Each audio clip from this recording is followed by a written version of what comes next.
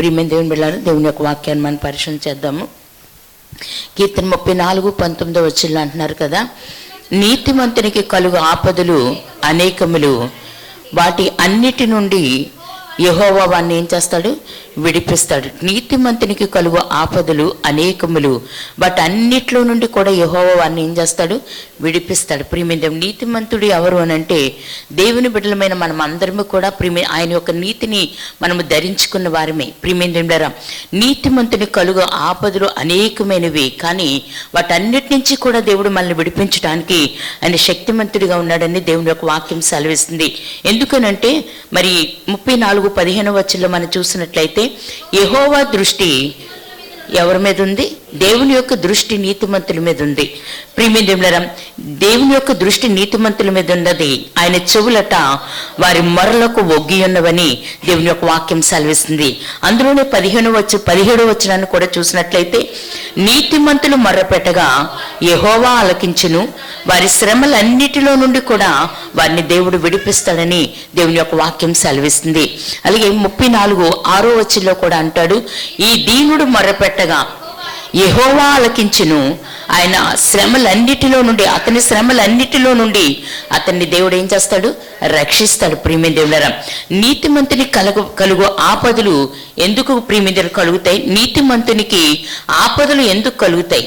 ప్రియమైన దేవులారా, ఆశీర్వాదం ఇచ్చుటకే. ఎందుకనంటే యోబు నీతిమంతుడు అయినా అతనికి ఘోరమైన హింసలు కలిగను, తర్వాత అతడు 2 అంతల ఆశీర్వాదాన్ని పొందుకున్నాడని మనకి దేవుని యొక్క వాక్యం తెలుసు. ప్రియమైన దేవులారా, చాలాసార్లు యోబును గురించి మనం విన్నాం. ప్రియమైన దేవులారా, అతను ఎన్నో శ్రమలు, ఎన్నో ప్రియమైన దేవులారా మరి ఘోరమైన హింసలు పొందుకున్నప్పటికీ కూడా ప్రియమైన దేవులారా ఆయన 2 అంతలుగా ఆశీర్వదించబడ్డాడని దేవుని యొక్క వాక్యం సెలవిస్తుంది. చాలాసార్లు శ్రమ వచ్చినప్పుడు మనం ఏం చేస్తామంటే, శ్రమ వచ్చిందని చెప్పి దేవునికి దూరం అయిపోతారు చాలా మంది. ప్రియమైన ఈ దేవుని దగ్గరికి వెళ్తే శ్రమలే వస్తున్నాయి, ఇబ్బందులే వస్తున్నాయి, హింసలే కలుగుతున్నాయని చాలా మంది దేవునికి దూరం అయిపోతూ ఉంటారు.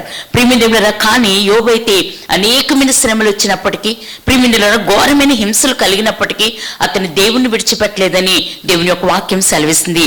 యోబు గురించి దేవుడు సాతానుతో ఒక మాట మాట్లాడుతూ ఉన్నాడు. ఏమనంటే, యోబు 1వ అధ్యాయము 8వ వచనాన్ని మనం చూసినట్లయితే, అందుకు యెహోవా, నీవు నా సేవకుడని యోబు సంగతి ఆలోచించితివా? చూడండి ప్రియమైన ఎంత చక్కగా మరి సాతానుతో దేవుడు మాట్లాడుతూ ఉన్నాడు. ఏమనంటే, అందుకు యెహోవా అంటున్నాడు కదా, నీవు నా సేవకుడని యోబు సంగతి ఆలోచించితివా? ప్రియమైన ఒక మంచి సాక్ష్యాన్ని యోబు గురించి దేవుడు పలుకుతూ ఉన్నాడు. ఈరోజు మన గురించి దేవుడు ఒక మంచి సాక్ష్యము చెప్పగలిగే స్థితిలో ఉన్నాడా లేదో ఒకసారి మనం ఆలోచించుకుందాం. నీతిమంతులుగా ఉన్నాం, క్రైస్తవ బిడ్డలుగా నీతిని అంటే దేవుని యొక్క నీతిని ధరించుకున్నవారుగా మనం ఉన్నాం. కానీ మన జీవితాల్లో మరి ఆ గొప్ప సాక్ష్యం మనకుందా లేదా అన్నది ఒకసారి ఆలోచన చేద్దాం. ఇక్కడ ఏ సాక్ష్యం చెప్తున్నాడంటే, దేవుడు అతడు యథార్థవర్తనుడట, న్యాయవంతుడైన దేవుని యందు న్యాయవంతుడై దేవుని యందు భయభక్తులు కలిగి చెడుతనమును విసర్జించిన వాడు భూమి మీద అతని వంటి వాడు ఎవడునూ కూడా లేడు. ఎంత మంచి సాక్ష్యమో ప్రియమైన దేవుడు పలుకుతున్నాడు. సాతానుతో ఆ మాట చెప్తూ ఉన్నాడు, సాక్ష్యాన్ని చెప్తూ ఉన్నాడు. ఈరోజు అటువంటి సాక్ష్యం మన జీవితాల్లో లేదు. ప్రియమైన మన జీవితాల్లో ఆ సాక్ష్యం లేదు. అతను కుటుంబంగానే ఉన్నాడు, ఒంటరిగా లేడు. ప్రియమైన దేవుని బిడ్డలారా, 7 మగపిల్లల్ని, 3 ప్రియమైన ఆడపిల్లల్ని, సంతానాన్ని ఇచ్చాడు, భార్యనిచ్చాడు. ప్రియమైన సంసార జీవితం సాగిస్తూనే ఉన్నాడు. కానీ అతని జీవితంలో ఎంత మంచి సాక్ష్యం కలిగి ఉన్నాడు అంటే, అతను యథార్థవర్తనుడు, న్యాయవంతుడై దేవుని యందట భయభక్తులు కలిగి చెడుతనమును విసర్జించిన వాడు భూమి మీదే అతని వంటి వాడు ఎవడును కూడా లేడని దేవుడు మంచి సాక్ష్యం చెప్తున్నాడు. అతని యొక్క ప్రార్థన దేవుడు విన్నాడు, అతని ప్రార్థనకి దేవుడు జవాబిచ్చాడు. ఆ దీనుడు మొరపెట్టగా యెహోవా ఆలకించెను, అతని శ్రమలన్నిటిలో నుంచి కూడా అతన్ని దేవుడు ఏం చేశాడు? విడిపించి 2 అంతల ఆశీర్వాదాలతో నింపాడు. ప్రియమైన ఈరోజు మన జీవితాల్లో ఎందుకు దేవుడు ఆ ప్రార్థన ఆలకించలేకపోతున్నాడు? ఆ ప్రార్థనకి ఎందుకు జవాబు పొందుకోలేకపోతున్నాం? ప్రియమైన నీతిమంతులైన నీతిమంతుడైన దేవుని యొక్క ముద్రను వేసుకుని ఉన్నాం, కానీ జీవితంలో యథార్థత లేదు. ప్రియమైన అలాగే న్యాయం లేదు, అలాగే దేవుని యందు భయభక్తులు లేవు. చెడుతనాన్ని మరి ప్రియమైన విసర్జించలేకపోతున్నాం, దేవుని మార్గంలో నడవలేకపోతున్నాం. ప్రియమైన యోబు గురించి దేవుడు ఒక మంచి సాక్ష్యం చెప్పాడు. ఈరోజు మన గురించి కూడా ఇతరులు, నీ భర్త గురించి నువ్వు చెప్తున్నావా? నీ భార్య గురించి నువ్వు నువ్వు చెప్పగలుగుతున్నావా? నీ పిల్లల గురించి నువ్వు చెప్పగలుగుతున్నావా? నీ గురించి ఇతరులు చెప్పగలుగుతున్నారో సాక్ష్యం? ప్రియమైన దేవులారా, మరి నీతిమంతుని యొక్క ప్రార్థన దేవుడు ఎలాగ ఆలకిస్తాడు? మన ప్రార్థన దేవుడు ఎలా వింటాడు? మన ప్రార్థనకు దేవుడు అలాగ జవాబిస్తాడు. ప్రియమైన దేవులారా, యోబు యొక్క ప్రార్థన దేవుడు ఆలకించాడట. ప్రార్థనకి 2 ఆశీర్వాదాలు పొందుకున్నాడని దేవుని యొక్క వాక్యం సెలవిస్తూ ఉంది. ప్రియమైన దేవులారా, 1 పేతురు 1:7 అంటాడు, నశించిపోవు సువర్ణము అగ్ని పరీక్ష వలన శుద్ధిపరచబడుచున్నది కదా.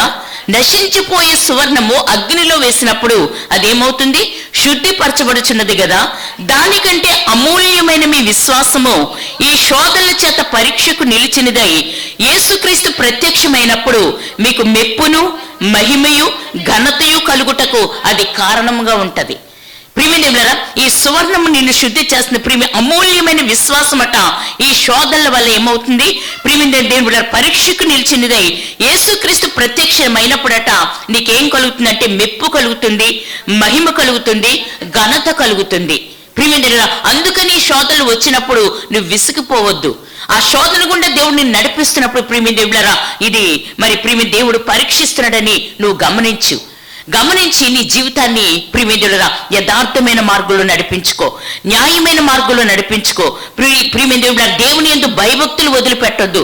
అలాగే చెడుతనాన్ని విసర్జించి దేవుని యందు భయభక్తులు కలిగిన జీవితం మనం జీవించినట్లయితే దేవుడు అంటున్నాడు, నీకు మెప్పు, నీకు మహిమ, నీకు ఘనత నీకు కలుగుతుందని దేవుని యొక్క వాక్యం సెలవిస్తుంది. ప్రియమైన దేవులారా, అలాగే 20వ వచనాన్ని మనం చూసినట్లయితే 34-20వ వచనాన్ని మనము చూసినట్లయితే, ఆయన వాని ఎముకలన్నింటినీ కూడా కాపాడును, వాటిలో ఒక్కటైనను కూడా విరిగిపోదు. ప్రియమైన ఇది క్రీస్తును గుర్చిన ప్రవచనం. ప్రియమైన దేవులారా, యేసు క్రీస్తును గుర్చిన ప్రవచనం ఇది అంటున్నాడు కదా. యోహాను సువార్త 19:36 మాట తెలియచేస్తా ఉన్నాడు. ఏమనంటే, అతని ఎముకలలో ఒక్కటైనా కూడా విరువబడదు. ప్రియమైన దేవులారా, ఇది మరి అత్యధికమైన బాధను చూపుచున్నది. క్రీస్తు సిలువకు ప్రియమైన దేవులారా 1000 ఏళ్లకు ముందే దావీదట ఆత్మ ప్రేరేపితుడై ఈ ప్రవచనాన్ని చెప్పాడు. ప్రియమైన ఈ ప్రవచనం చెప్పినట్లుగానే అది నెరవేర్చబడదని దేవుని యొక్క వాక్యం సెలవిస్తుంది. ఎన్ని సంవత్సరాలంటే 1000 ఏళ్లకు ముందే దావీదు ద్వారా దేవుడు ఈ ప్రవచనాన్ని బయలుపరుచుకున్నాడు. ప్రియమైన దేవుని బిడ్డలారా, అది యేసుక్రీస్తుకి ఆ ప్రవచనము ప్రియమైన దేవుని బిడ్డలారా అది కలిగి ఉంది. ఇది ఈ క్రీస్తును గూర్చిన ప్రవచనం. యేసుక్రీస్తులో ఈ ప్రవచనం నెరవేర్చబడ్డదని దేవుని యొక్క వాక్యం సెలవిస్తుంది. నిర్గమకాండం 12:46 అంటాడు, దానిలో ఒక్క ఎముక అయినను విరువబడదు. ప్రియమైన దేవులారా, దానిలో ఒక్క ఎముక అయినను విరువబడదని దేవుని యొక్క వాక్యం సెలవిస్తుంది. గొర్రె పిల్లను చంపవలను కానీ ఇష్టము వచ్చినట్లు చంపరాదు. ప్రియమైన దేవులారా, దానిలో క్రమం ఉండాలి. ఎముకలు విరువకూడదు. గొర్రెపిల్ల బ్రతికి ఉన్నను చనిపోయినను పూర్ణముగా ఉండాలని దేవుడు ముందుగానే పస్కా పలి పశువుని మరి వధించబడుచున్నప్పుడు దేవుడు ఆ మాటను చెప్పాడు. ప్రియమైన దేవులారా, ఈ బ్రతికి ఉన్నను అది ఎముకలు విరువబడలేదు. విరువబట్టనగా ప్రియమైన సంపూర్ణతను చూపిస్తూ ఉంది. ప్రియమైన దేవులారా, అలాగే క్రీస్తు మన కొరకు బలైనప్పుడు ఒక్క ఎముకైనా కూడా విరువబడలేదని దేవుని యొక్క వాక్యం సెలవిస్తుంది. ఆ ప్రవచనము యేసుక్రీస్తులో నెరవేర్చబడ్డదని దేవుని యొక్క వాక్యం సెలవిస్తుంది. ప్రియమైన దేవులారా, దొంగల యొద్దకు వచ్చినప్పుడు ఆయన అంతకు ముందే మరణించుట చూచి ప్రభువు కాళ్ళట విరగొట్టలేదు. ప్రియమైన దేవులారా, యోహాను సువార్త 19:31-36 వరకు చూసినట్లయితే, యేసు ప్రభువు అక్రమకారుల అంటే దొంగల మధ్య సిలువ వేయబడెను, కానీ ఆ దొంగల కాళ్ళు విరగొట్టరు, కానీ యేసుక్రీస్తు యొక్క కాళ్ళట విరగొట్టబడలేదు అని దేవుని యొక్క వాక్యం సెలవిస్తుంది. ఎందుకనంటే ఎన్నో 100 సంవత్సరాల క్రితమే యేసుక్రీస్తుని గురించి ఈ ప్రవచనం చెప్పబడింది. ప్రవచన ప్రకారము యేసుక్రీస్తుకి ప్రియమైన మరి ఆయన ఎముకల్లో ఒక్క ఎముక అయినను విరగలేదు. అది దేవుని యొక్క వాక్యం ఇక్కడ తెలియచేయబడతా ఉంది. ప్రియమైన దేవులారా, ఎముక ఏం కలుగు చేస్తుందంటే ఎముక శక్తిని చూపిస్తూ ఉంటదండి. క్రీస్తు చనిపోయినను కూడా ఆయన శక్తిమంతుడై మరణ సమయంలో ఆయన దొంగను రక్షించాడని దేవుని యొక్క వాక్యం సెలవిస్తుంది. ఆ ఎముకల్ని కాపాడటానికి దేవుడు మన పట్ల కృప చూపిస్తాడని దేవుని యొక్క వాక్యం ఇక్కడ తెలియచేయబడుతుంది. అలాగే 21వ వచనాన్ని అందులో చూసినట్లయితే, చెడుతనము భక్తిహీనులకు సంభవించును, నీతిమంతుని ద్వేషించు వారు అపరాధులుగా ఎంచబడతారు. చెడుతనము భక్తిహీనులకు సంభవిస్తుంది గాని నీతిమంతుని ద్వేషించే వారు ఎలా తీర్చబడతారట? అపరాధులుగా.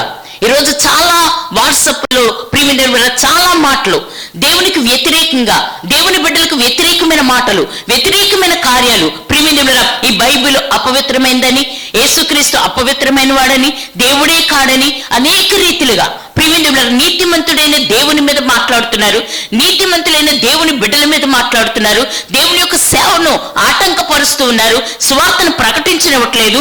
కానీ దేవుడు ఏమంటున్నాడంటే నీతిమంతుని ద్వేషించి వారు ఎలా ఎంచబడతారట? అపరాధులుగా. దేవుని దృష్టిలో ఎలా ఎంచబడతారు?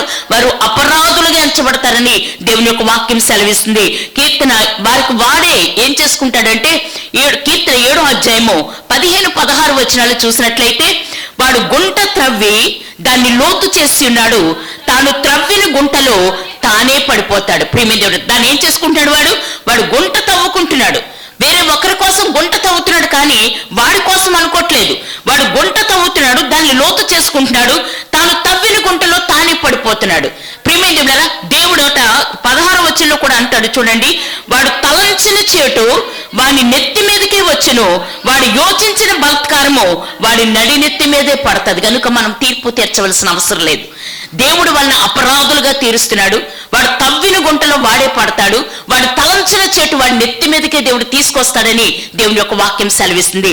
నీతిమంతుని ద్వేషించి వాడు అపరాధులుగా తీర్చబడతారని దేవుని యొక్క వాక్యం తెలియచేస్తుంది. కనుక మనం బాధపడవలసిన అవసరం లేదు. దేవుడే వారి పట్ల న్యాయం చేస్తున్నాడని దేవుని యొక్క వాక్యం సెలవిస్తూ ఉంది.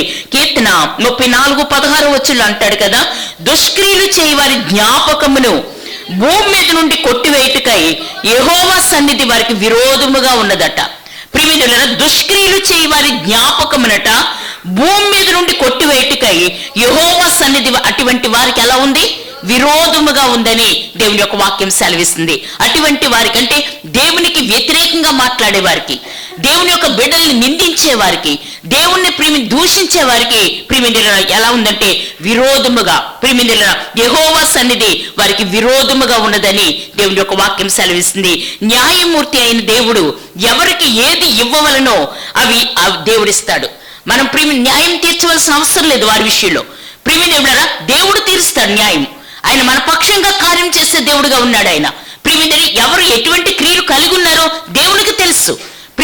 ఆ క్రియలు బట్టి వారు గుంట తవ్వుకుంటున్నారు, ఆ గుంటలో వారే పడతారు, వారి తలంచిన చెట్టు వారి నెత్తి మీదకే వస్తుంది. భూమి మీదట దుష్క్రియలు చేయి వారి జ్ఞాపకమును భూమి మీద నుంచి దేవుడు కొట్టివేస్తాడని దేవుని యొక్క వాక్యం సెలవిస్తుంది. కనుక న్యాయం చేసే దేవునికి మనం అప్పగించుకుందాం, దేవుడు చూసుకుంటాడు. ప్రియమైన 22వ వచనాన్ని చూసినట్లయితే, యెహోవా తన సేవకుల ప్రాణమును విమోచించును, ఆయన శరణు జొచ్చిన వారు ఎవరూ కూడా అపరాధులుగా ఎంచబడరు. ప్రియమైన యెహోవా తన సేవకుల ప్రాణమును ఏం చేస్తాడు? ఆయన విమోచిస్తాడట. ఆయన శరణు జొచ్చిన వారు ఎవరూ కూడా అపరాధులుగా ఎంచబడరు. ప్రియమైన మరి అంటాడు కీర్తన 103-4 వచనంలో అంటాడు, అటువంటి వారిని ఎవరైతే దేవుని యొక్క శరణు జొచ్చుతారో వారిని దేవుడు అంటున్నాడు కదా, సమాధిలో నుండి వారి ప్రాణముని విమోచించుచున్నాడు, కరుణా కటాక్షములను వారికి కిరీటముగా సమాధి అనే గోతులో నుంచి వారి ప్రాణాన్ని విమోచిస్తున్నాడు. ఎందుకంటే దేవుని దగ్గర వారు మొర్ర పెట్టారు కనుక, దేవుని దగ్గర వారు విజ్ఞాపన చేశారు కనుక, దేవుని దగ్గర వారు ప్రార్థన చేశారు కనుక సమాధిలో నుండి వారి ప్రాణమును దేవుడు ఏం చేస్తున్నాడు? విమోచిస్తున్నాడు. కరుణ కటాక్షాలని వారికి కిరీటముగా ఉంచుతున్నాడని దేవుని యొక్క వాక్యం సెలవిస్తుంది. కీర్తన 37-40 వచనంలో వారికి ఇచ్చిన వాగ్దానాలు ఎలా ఉన్నాయంటే, యెహోవా వారికి సహాయుడై వారిని రక్షించును, వారు యెహోవా శరణు జొచ్చి ఉన్నారు కనుక ఆయన భక్తిహీనుల చేతిలో నుండి వారిని ఏం చేస్తాడు? వారిని విడిపించి రక్షిస్తాడు. ప్రియమైన యెహోవా వారికి సహాయుడు, దేవుడు మనకు సహాయం చేస్తాడు, దేవుడు మనల్ని రక్షిస్తాడు. మనం ఆయన శరణు జొచ్చి ఉన్నాము కనుక భక్తిహీనుల చేతిలో నుండి దేవుడు మనల్ని రక్షిస్తాడని దేవుని యొక్క వాక్యం సెలవిస్తుంది. ఈ వాగ్దానాలు 10 సంవత్సరాలు 100 సంవత్సరాల మరి 100 సంవత్సరాలప్పుడు దావీదు పలికిన ఆ ప్రవచనం యేసుక్రీస్తులో నెరవేర్చబడ్డది.